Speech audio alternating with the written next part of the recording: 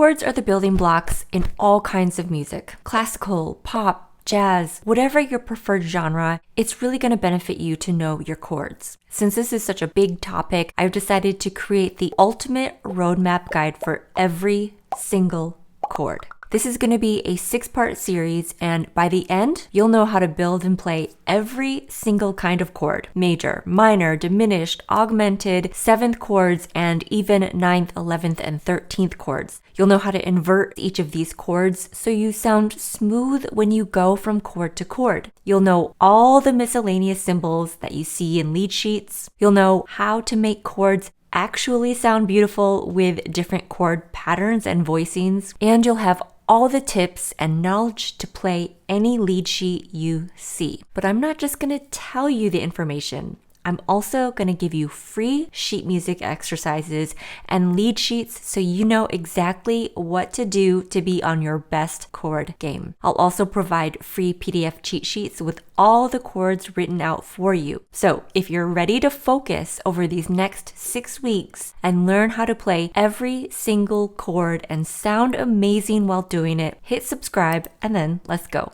We first need to know how to build major chords. Every single major chord follows the same formula of half steps. A half step goes from one key to the very next. They're usually from a white to a black key or a black to a white key, but not always. That's also a half step. 2 white keys, and that's a half step. We always begin with the starting note, obviously, and then count up 4 half steps. 1, 2, 3, 4. And this is the middle note of the chord. From here, you're going to count up 3 more half steps to find the top note. 1, 2, 3. So that's your C major chord, and we call it C major chord because the bottom note or the starting note is C. So just to prove this formula works for any chord, let's start on a black key. So G flat is our starting note, and then we'll count up 4 half steps to our middle note. 1, 2, 3, 4. Okay, and then it's 3 half steps to the top. 1, 2, 3. So that's our G flat major chord. We could also call this F sharp major chord. Major chords are notated by writing the uppercase letter name of the chord. So we know how to build and name major chords. Now let's talk about how to play them. As beginners, we're taught to play major chords with fingers 5, 3, 1. While there are instances where I might divert from these fingerings, I play them this way for the majority of the time, especially when they're blocked chords. And it's always good to have a foundational fingering that your hand automatically goes to when you see a major chord like this. It's easy enough to change your fingering later on for special cases, but it's much more difficult to learn and memorize these chords if you constantly change the fingerings in the beginning learning stages. So do yourself a favor and stick with 5, 3, 1 for now. As you build your major chords, you'll notice that there are 6 different shapes that your hand needs to learn how to make. There's the all white,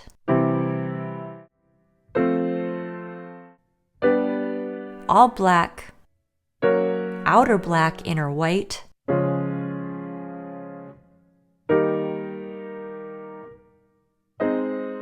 outer white, inner black,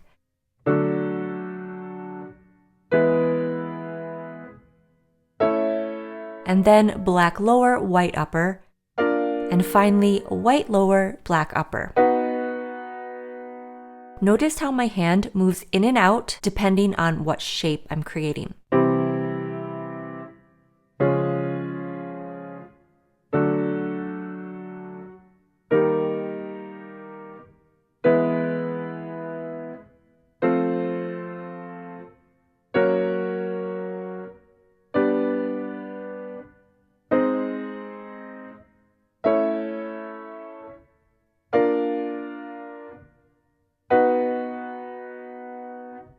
So let's talk about ways to memorize and practice these major chords. The best way to begin is to start with the C major chord and then go up chromatically.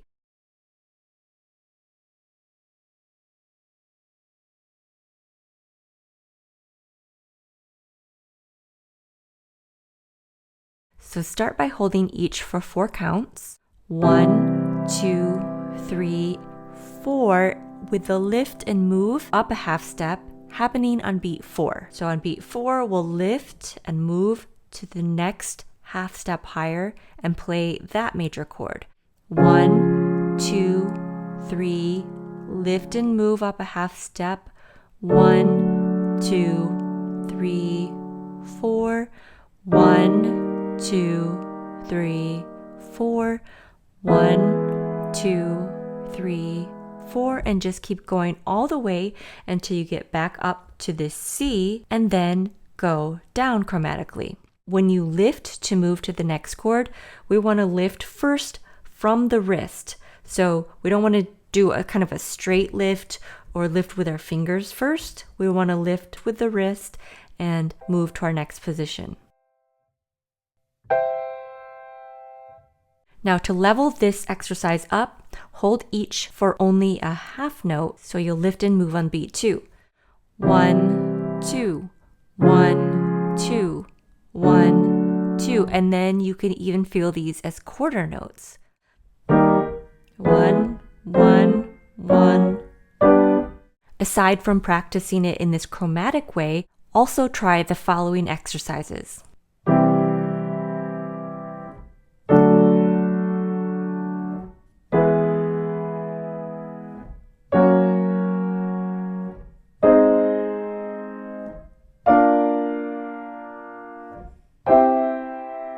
And then go back down as well. And also practice starting on different chords rather than C. So maybe you want to start on D flat.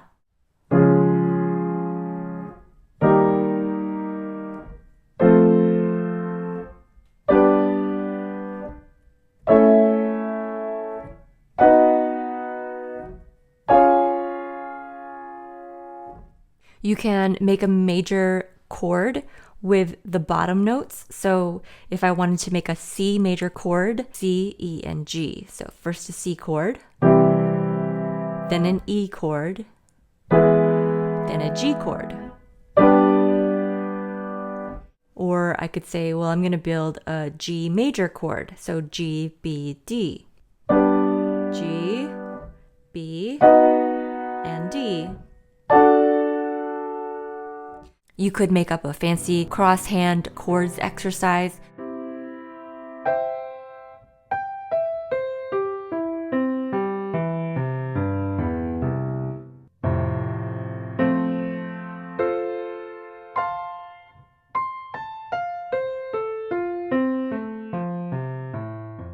And don't limit yourself to these exercises. Be creative and come up with your own as well. The more variation you can find in your chord practice, the more fun it will be, but also the more successful you'll be in retaining that information. So download the chord exercise sheet music PDF that we just practiced together and the major chord cheat sheet PDF. Finally, I have a lead sheet version of Happy Birthday, and I'll end by playing it through for you.